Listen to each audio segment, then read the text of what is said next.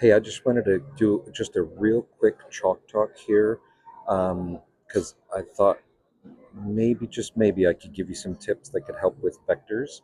And so, real quick, some of the stuff that's helped me over the years is how JFK, the runways are 90 degrees apart from each other. And so with the with the 90 degrees apart, the biggest thing that helps us with is the downwind and crosswind headings. So we know the runways are 422, um, 1, 3, and 3, 1. So, just as an example, if I was going to give somebody vectors for ILS runway 22 left here, obviously on the downwind, I have them going out on what I want to be as a ground track of 040. Now, we put 10 knots of crosswind in. Also, it's not perfectly on a 220 heading. So, you give them a 030, 050, whatever works for you. Also, you want to put them essentially on a 5 mile downwind. And of course, the easy way to see that is when we look on the student's PFD.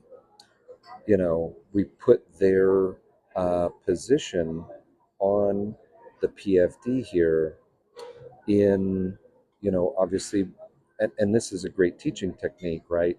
We tell them, hey, buddy, you gotta be zoomed to the proper range, right? We don't really tell them the reason why we're doing that is so that we can look at their screens. I mean, sometimes I'll tell them that, right? So they'll be on the 5 and 10 range here, and we put that course right there, right on the 5 mile ring. So now we've got 5 miles distance on the downwind. And then, so we put them 5 miles on the wrong direction with my pictures. So we put them 5 miles on the downwind and on a ground track or heading of approximately 040. And guess what?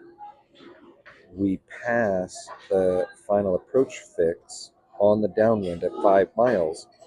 And then you want to go just a little bit further out. You don't really have to go very far because at 200 knots ground speed, a 90-degree arc is going to cover approximately the distance from here to here is going to be 1.25 nautical miles. That's the distance from here to here, which means you still have 3 3/4 miles here of distance to cover, which is good. You do want them to go out maybe 3 miles, 5 miles, and then what you're going to do. Let me erase some of this stuff here. Is so you got them on the 5 mile downwind on a 040 ground track or heading or whatever works for you. And guess what? Now we turn base. Well, what's the other runway? We know the other runway is runway 31. So we're going out on a 040 and we're going to tell them turn left heading 310. And everybody knows they're on a base leg. In Hong Kong, they used to call us and say, fly heading such and such base leg. And that always drove me nuts. I'm like, brother, I'm a professional. I don't need you to tell me when I'm on base leg. Now, here's where everybody has a hard time is, okay, what's the next turn? Well, the FAA standard for an ILS for a controller is no greater than a 30-degree intercept. So here they are on a heading of 310, which everybody knows is the base leg. And now I have to give them a turn that's going to put them on no greater than a 30-degree intercept.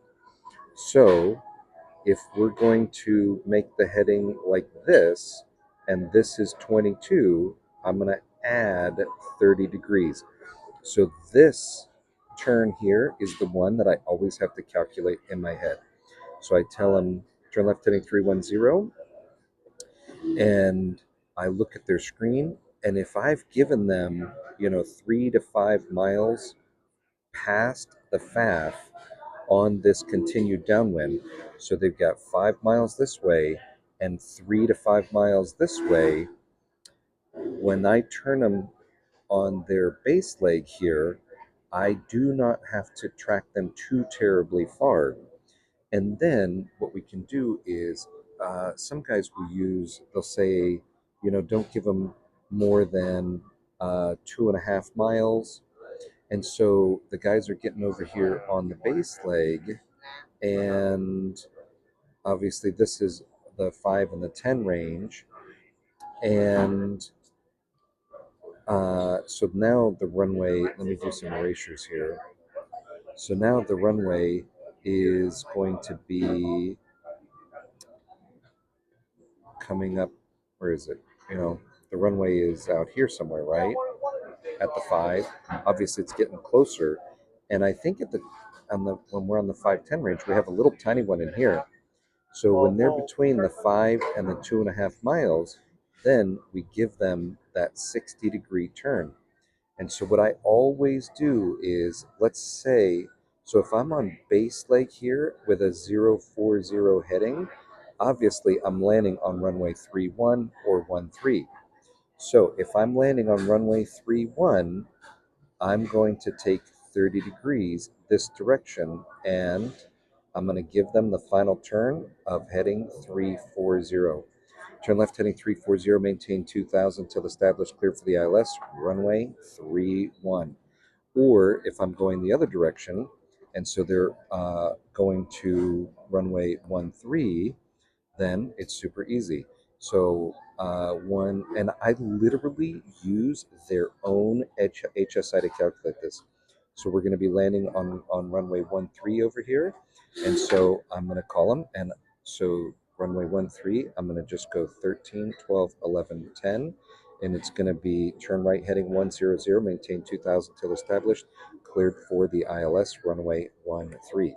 Left to right, doesn't matter, because I've gotten the distance by using my little graph here, my moving map, and then I know it's either 13314 or 22. I give them the base leg, which is the 90, which I can see right here, and then that last tricky one is, do I add or do I subtract 30 degrees? Anyway, I don't know if this helps or not, but I was just sitting here at the airport getting ready to fly home and wanted to share this with you. All right, man. Have a great one. Cheers.